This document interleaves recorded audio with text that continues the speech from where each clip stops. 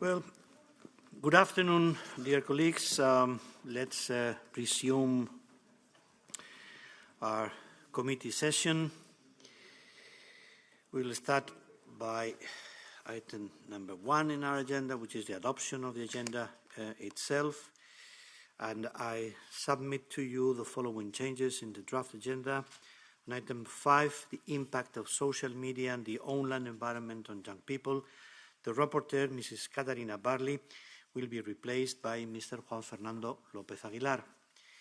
And item 9, laying down minimum rules to prevent and counter the facilitation of unauthorized entry, transit and stay in the Union and replacing Council Directive and Council Framework Decision. The vote on the draft report is postponed. The schedule at 18 this evening is cancelled. So I have to ask if there are any objections to the agenda. Yes, Madame Keller. Merci beaucoup, Monsieur le Président. Je vais m'exprimer en français.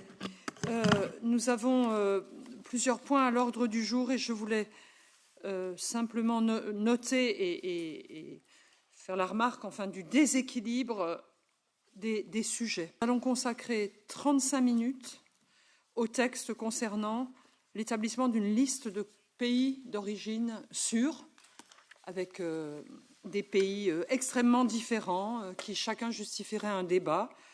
Je ne sais pas comment ça va être conduit, mais 35 minutes pour nos 8 groupes. Et puis ensuite, nous consacrerons 1h30 à l'état de droit. On constate, si on utilise le même temps, 1h30 pour les 27 États membres, ça nous ferait 40 heures de commission, Monsieur le Président, ça nous prendrait toute l'année. Je pense que ce déséquilibre est dommageable à la qualité de nos travaux et je voulais vous demander d'en prendre acte. Thank you. Note, I think that the structure of the debate on the draft on safer countries of origin is the standard one. And hopefully we won't have to devote so much time to rule of law in every of the European member states. So as adopted with the changes I've mentioned before. And then there is a corrigenda issue here, the corrigendum regarding regulation 2024/3011 on the transfer of proceedings in criminal matters. I wouldn't go into detail.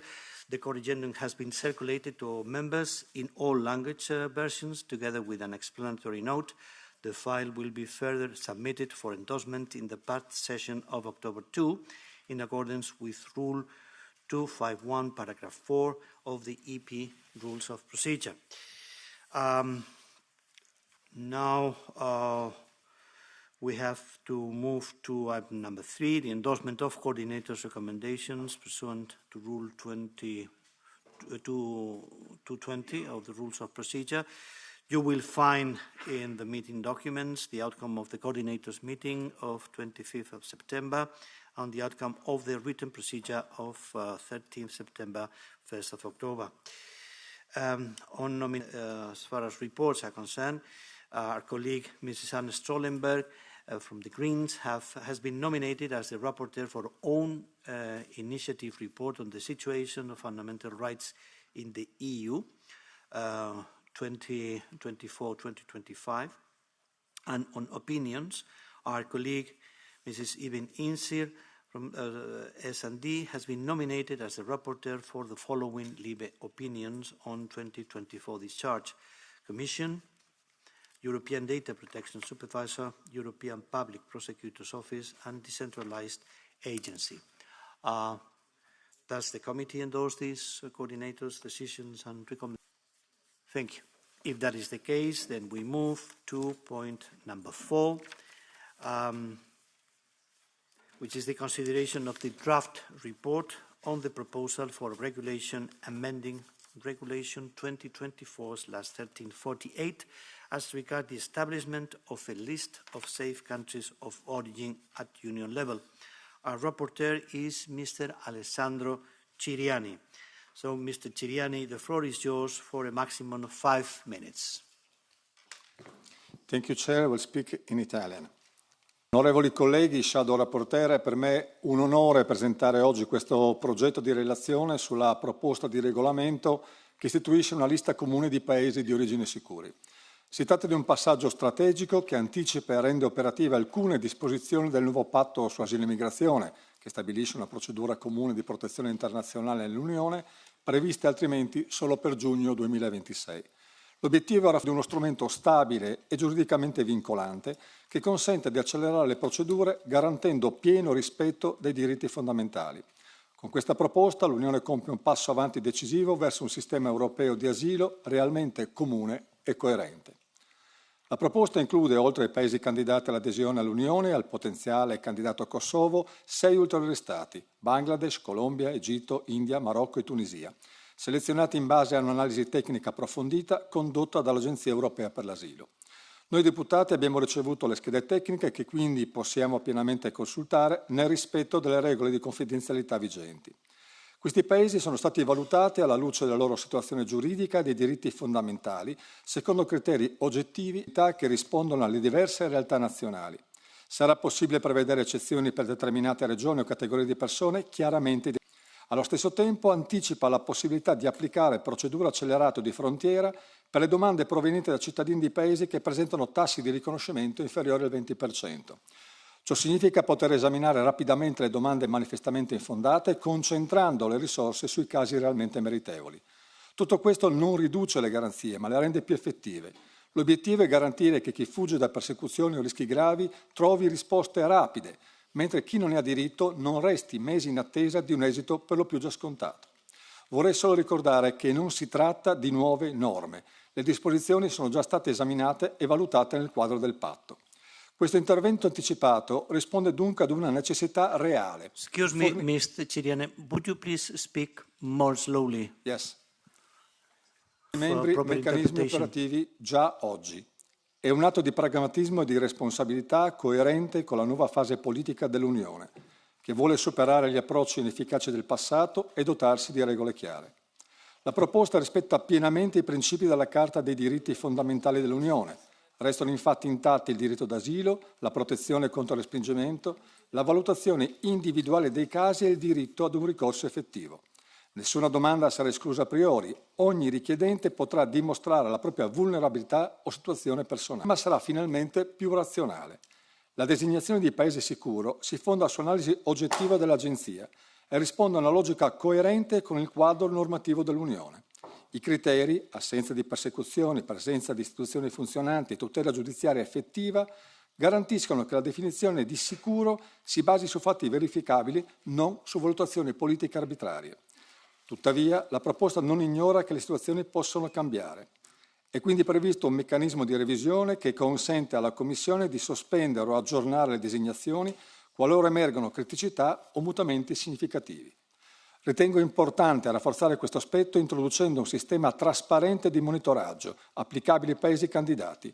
La Commissione dovrebbe effettuare verifiche regolari, comunicarle formalmente agli Stati membri, garantendo, grazie alla decorrenza da una data certa, uniformità e certezza del diritto in tutta l'Unione. Un altro elemento rilevante è il metodo con cui la Commissione ha concentrato l'analisi. Questa short list consente di avviare rapidamente l'applicazione del regolamento, ma non esaurisce il potenziale dell'istituto. Potrà essere estesa e aggiornata. Rendere il sistema più efficiente non significa indebolire la tutela, ma rafforzarla, perché solo leggere davvero chi ha bisogno e al tempo stesso garantire il rispetto delle regole. Occorre restituire fiducia ai cittadini, migliorare la cooperazione tra Stati membri e garantire che le nostre frontiere siano gestite in modo efficiente e umano. Per queste ragioni ritengo fondamentale procedere con rapidità e determinazione. Sostenere questa proposta significa scegliere un'Europa più coerente con i propri valori e più capace di affrontare le sfide del nostro tempo. Concludo ringraziando gli Shadow Rapporteur per l'impegno e la serietà con cui hanno partecipato a queste prime riunioni. Sono fiducioso che proseguendo nel dialogo costruttivo arriveremo a perfezionare il regolamento dove necessario, senza perdere la bussola dell'urgenza e dell'efficacia. Grazie Presidente. Thank you. Thank you, Mr. Ciriani. And now I open the round of shadow rapporteurs, starting with Mr. Tomás Tobé. Floor is yours for 2 minutes. Well, thank you, Chair. And from the EPP group, we were happy to be able to, during the last mandate, deliver on the Migration Pact. But we also acknowledge that we did not do enough when it comes to returns. We started the work in the Migration Pact, and we very much see what is on the table now as trying to conclude the Migration Pact, because we need to make sure that it is also effective when it comes to returns. So therefore, we both, of course, welcome the Commission proposal, but also I would like already now to say that we welcome the work that has been done by the rapporteur. I think this is needed now to make sure that we can have a coherent and truly common European response to the challenge of migration. And I think it is a good idea that we try to front load the key provisions of APR, so we can make sure that member states can start to work with returns more effectively, but also that it's more fair and that we also can respect fundamental rights, because this will, in the end, also make sure that we can focus our resources to those who are genuinely in need of protection. There are a few elements in the Commission proposal that could be also further clarified, and I think that will be the focus of the amendments that we are preparing from EPP, to make sure that it is not only effectively, but also when it comes to the implementation, that this is uniformly the same throughout the Union. The rapporteur has also stated out that we need to establish a clear and coordinated mechanism for determining when a candidate country should be considered safe or not. I think this is a good basis to start our work on, because this will be one of the key things to if this is going to work down the road. And of course, we need to have regular assessments and need to find a way to do that through the different institutions, of course. So my main message is that we think that this is crucial. And of course, we need to do our work, and we need to make sure that we get it right in the regulation. But I would also be very clear from EPP. For us, it is also about speed now. We need to adopt this. I think this will be crucial, because we are now coming to the full implementation of the Migration Pact. And if we are now late with this, I'm worried about that. So I would really like to underscore that for EPP, we need to make sure that we now have a broad majority and try to do our work as quick as possible. Thank you. Thank you, Mr. Tobé. And now, Mrs. Strada, S&D, floor is yours. Muchísimas gracias, Presidente. I will speak in Italian.